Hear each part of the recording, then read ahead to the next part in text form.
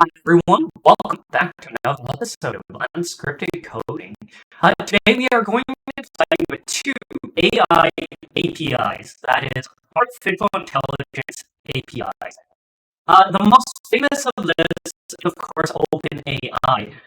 They run the GPT-3 model, which is basically a natural language processing model. You put in text and it will fill out what it thinks should be the rest of the text. You can ask it questions, you can ask it to summarize, translate, do a whole bunch of different things. And how this is being deployed is through an AI, so you don't need your own server, you don't need to run it on your own computer. You just send the question over, OpenAI handles it, and then sends you the answer back. So they're providing that kind of a service. When we look at OpenAI, you can take a look at some of their examples. You might have movie to emoji, and it converts things. You might have a chatbot. That's a very common use of OpenAI. And the idea is you can put together a playground and say, what's common? The best webcam on the market is, and ask it to finish generating. Just go with the default. Let's see where it goes. So Logitech C920. Debatable, but that's a decent enough answer. You can see that it's trained on information on the web. OpenAI is they charge you every time you use a token, and every time you basically ask a question, they charge you. That's how they make revenue. What I find very interesting is there are open source competitions to OpenAI and GPT-3, and I'm struggling with that today. One I've been paying close attention to is GPT-Neo, GPT-J, basically models coming out of Illustrator AI. They are open source. You can check them out on GitHub, and they're just training on text that they find on the internet. They're open sourcing all of that, and it's absolutely amazing. But what I found very interesting here is that there is a service that makes use of the user AI in the background, and it behaves very similarly to OpenAI. So let me just go back for a second. If you take a look, you'll look at Illustrator AI, and they have a number of different models as well. So you have the Neo trained on just 125 million parameters, all the way up to 2.7 billion. They list here GPT-3 is also at 2.7 billion, but I think that's creeped up a bit. Illustrator AI here, I noticed, announced Neo X 20 billion, so 20 billion parameters incoming as well on the open source front. All that is to say, you are trained on a lot of data, a lot of text. You're never going to do it yourself personally. You need a lot of money or a lot of collaboration to get this working. Goose.ai takes advantage of that, and what's beautiful is it's 30% of the cost of it OpenAI. It runs it far, far quicker. And what I find even more interesting is they are pretty blatant that they want to compete with OpenAI. One of the coolest things I find is you can use OpenAI's package. You can import the same one to use Goose.ai, and they are switching up your key and your the base of OpenAI, and you can start using it. So everything you've done on the OpenAI side, if you use code, if you use that material, you can just bring it over to Goose.ai in 2 lines. So that's what's really cool. What I'm doing here today is you can run on Playground basically the same thing that OpenAI does. And what we're going to do in the next, I'd say 10, 15 minutes or so is see how, um, how it performs. Open a new tab here. One of the two playgrounds, and let's start off with that first. That's what I have on the market. And as with all of these AI, your answer will change. You can give the same prompt, um, and your answer may change. So you're not going to follow. If you put this into OpenAI, you're not going to have the exact same answer. And similarly, OpenAI and Goose.ai, I expect them to have different responses. But let's take a look. Ada is the smallest and DaVinci is a large model that OpenAI has. GPT-Neo X is the biggest one they have, so we'll go with this one. And talk to me.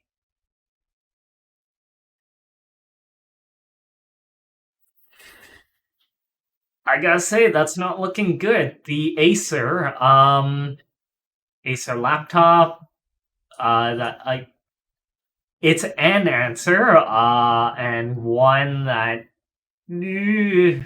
okay, let's try and run this again. By Logitech. Interesting. Oh, I think the output length. Yeah, we have different output lengths, so 64. 64. Okay. I'll run it one more time and see where it goes. Ooh. That's a pretty awful answer. Alright, let's give OpenAI another shot at this. Very similar answer. One more shot. Slightly different responses, but they know it's a Logitech every single time. So I'm gonna go with, okay. Let's do a couple more completions. The bloodiest battle in ancient Egypt is recorded as,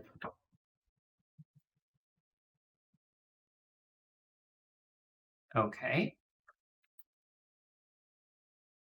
I'm gonna zoom in a little so you guys can see better. I realize the fun here is seeing the answer. Okay, go with this.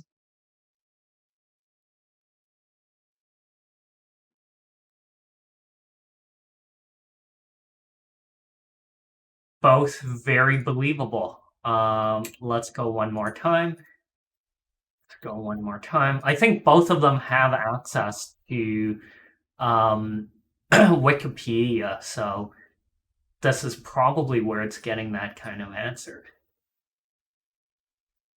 This doesn't even grammatically make sense, so that's not great. Banu Kadesh, that's an answer I would accept.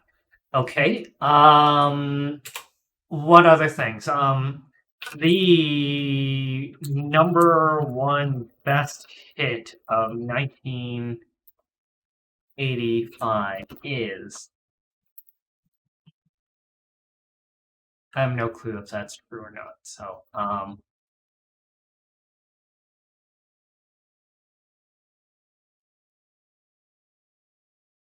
noticing that the answers Goose is putting out is a little more colloquial. It's a little less academic, I suppose. It feels like it's coming off the web.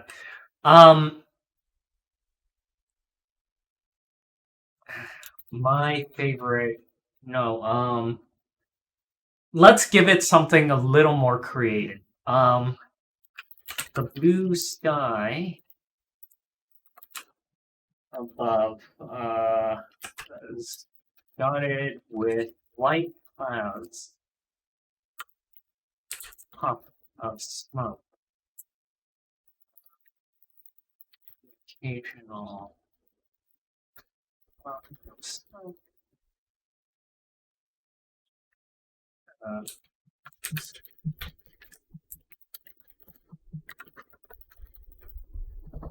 there. Something a little more creative. There's no right answer here.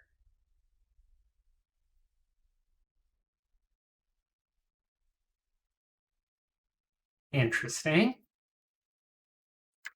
That's not how I would have completed it. OpenAI gets straight to the point. I like that.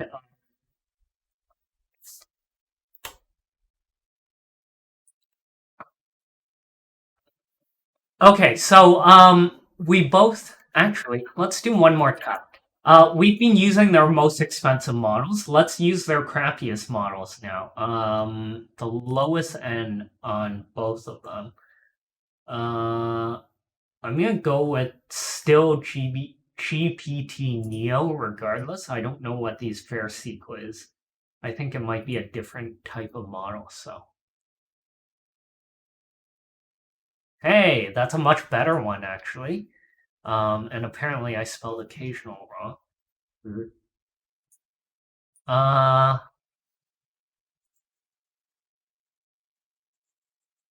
don't know what this is, but these are both really good at response. Fastest, lowest cost. Okay.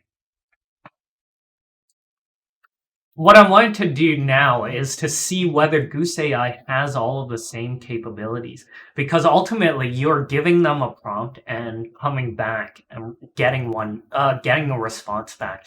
So OpenAI has a bunch where you can translate to say SQL, for example.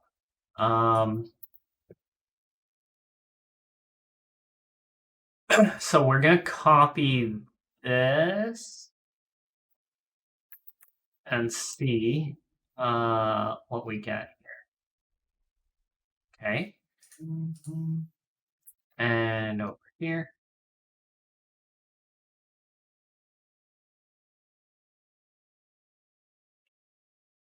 Uh,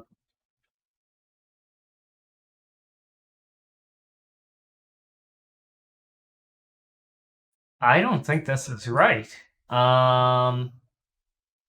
Select department ID. The brackets don't seem to close properly, but I think this is a much closer answer than accurate. So that's impressive. We'll use both of their expensive versions.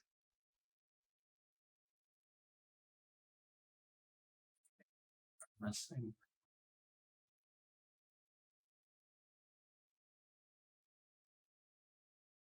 I don't know where this came from. Oh, last 3 months. Ew, that doesn't seem right. And this doesn't really compete. So, bigger is not always better. That is interesting. Okay, so neither of them were particularly good, but Goose AI does have that feat. Translate English to other language. Okay. That's cool. So they have French, Spanish, and Japanese.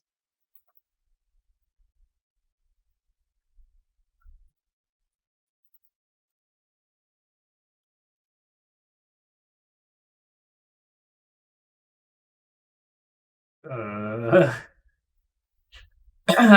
well, I can tell you these are not French or Spanish. Uh,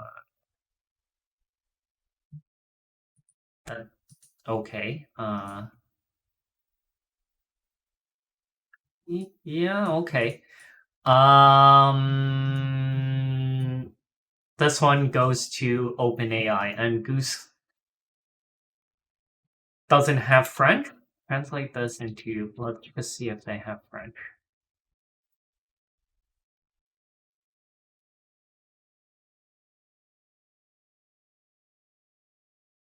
No, that is not an answer.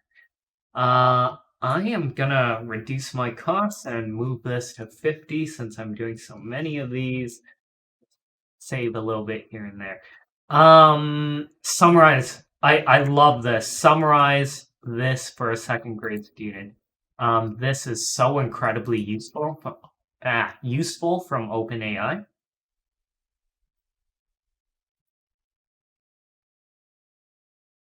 Shorter version. I love it. Okay, and let's see.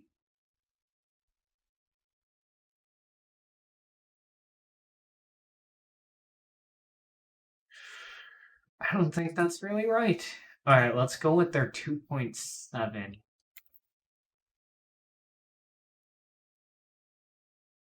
Yeah, I think these are just extra facts. So that summarizing isn't great. But what if we have summarized gradient? What if we don't have that top prompt? Have this one. That's better. Oh, not really. I don't think that's a summary. Okay. So OpenAI wins on this one. Based on a natural language. Okay. I love that.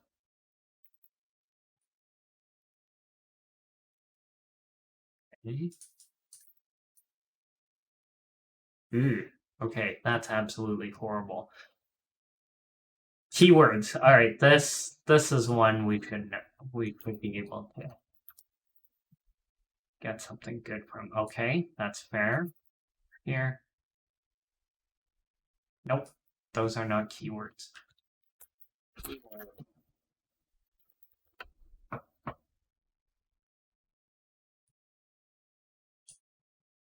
Nope. OpenAI not or Goose.ai not doing that. It's not looking good for Goose.ai. Extract content. I mean, to be fair, OpenAI has very clear prompts at the front. It's not really how these things are trained. Analogy maker.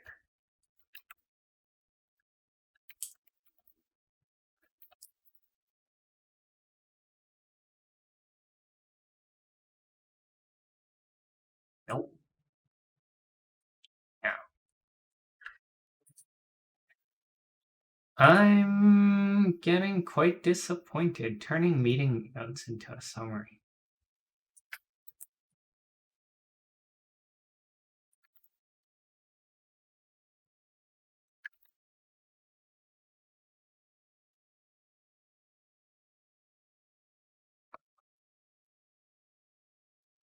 Okay. So I think I've seen enough. Where we're having trouble with is Goose AI is clearly not picking up on all of these OpenAI prompts. So it's doing well. I don't think it's fair to say it's doing poorly, but it's not picking up on something that OpenAI is clearly designed for. OpenAI has kind of a command at the top and then a block of text. And clearly, what is happening, this command, block of text, what's happening is Goose AI isn't picking up on this prompt, and I think that's fair enough. That's not what it's designed for. On the other hand, if we start asking it questions to actually complete things, I think we had very comparable effects. So, for example, if I did want to start writing a story, I might do something different. Let's say, uh, a car came screaming down, uh, down the road and darkened immediately to the.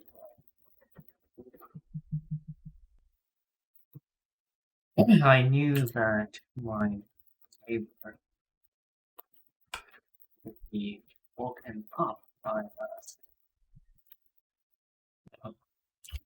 I waited. Sure enough. Okay.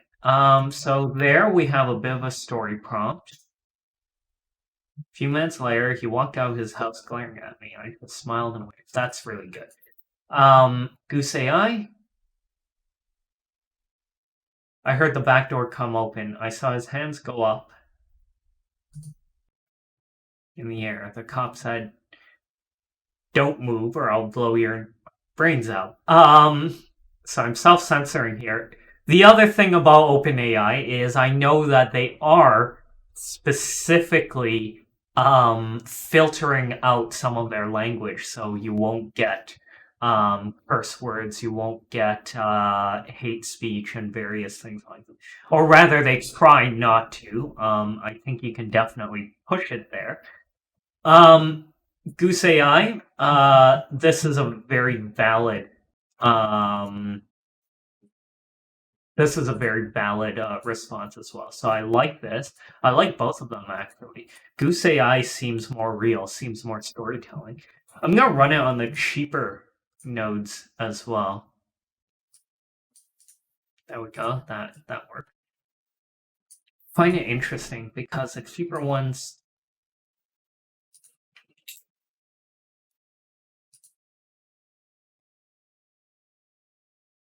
Yeah. Okay. The cheaper ones do run really well with this. I think they pick up on a lot of storybooks. So if you're using this to complete text, that's going to be just fine with Goose AI. OpenAI has all of these prompts, which are very useful. But what I'm waiting for, actually, and I might do another video of this, is question and answer. OpenAI, I believe, already has question and answer ready. Here, question answering. And I'm gonna have to figure out how to use this, and I might do another video of it.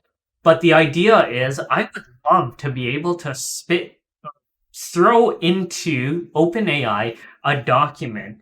So say, for example, a book or a Wikipedia article or something along those lines and ask them a question. So right now, when we ask, what is the was the most influential invention in the 18th century?